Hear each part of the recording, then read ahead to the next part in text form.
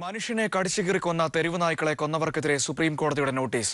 സംഭവത്തിൽ നഗരസഭാ ചെയർമാൻ ഉൾപ്പെടെ ജനപ്രതിനിധികൾക്കും തെരുവുനായ പീഡിത സംഘം പ്രവർത്തകർക്കുമാണ് സുപ്രീം കോടതി നോട്ടീസ് അയച്ചിരിക്കുന്നത്. ഈ മാസം 17-ന് കോടതിയിൽ നേരിട്ട് ഹാജരാകണമെന്നാണ് നോട്ടീസിൽ പറയുന്നത്.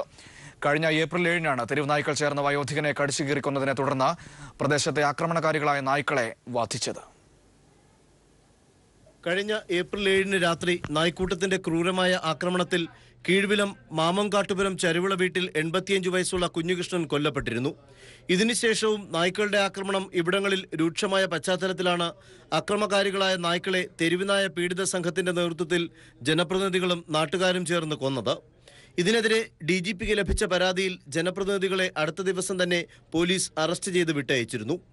എന്നാൽ സംഭവത്തിൽ ഹരിയാന സ്വദേശിനി നിമിത ആനന്ദ് സമർപ്പിച്ച പരാതിയിലാണ് സുപ്രീം കോടതിയുടെ ഇടപെടൽ വന്നത്. മൃഗങ്ങളോടുള്ള ക്രൂരത തടയലുമായി ബന്ധപ്പെട്ട 2016-ലെ സുപ്രീം കോടതി വിധി ലംഘിച്ചുവെന്ന് കാട്ടിയാണ് പരാതി നൽകിയത്.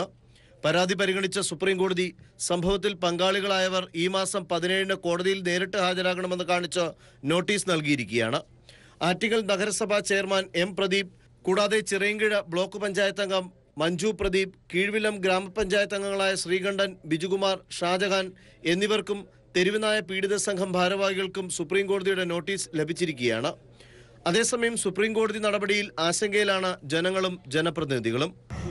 ഇങ്ങനെ ഇതിന്റെ ശല്യം കരുതി നമ്മളെ അച്ഛനെ കടിച്ചു തീർത്ത് ഭക്ഷിച്ചു തീർത്ത്, അതേപോലെ ഇനി ഇടയാവരുതെന്നാണ് ഞങ്ങൾ അഭ്യർത്ഥിക്കുന്നത്. അതുകൊണ്ട് അവർക്കൊപ്പം അവരുടെ എല്ലാ ക്ഷേമ പ്രവർത്തനങ്ങളിലും പങ്കെടുക്കുക എന്ന ഒരു ജനപ്രതിനിധി എന്ന നിലയിൽ ഞങ്ങൾ ചെയ്തിട്ടുണ്ട്.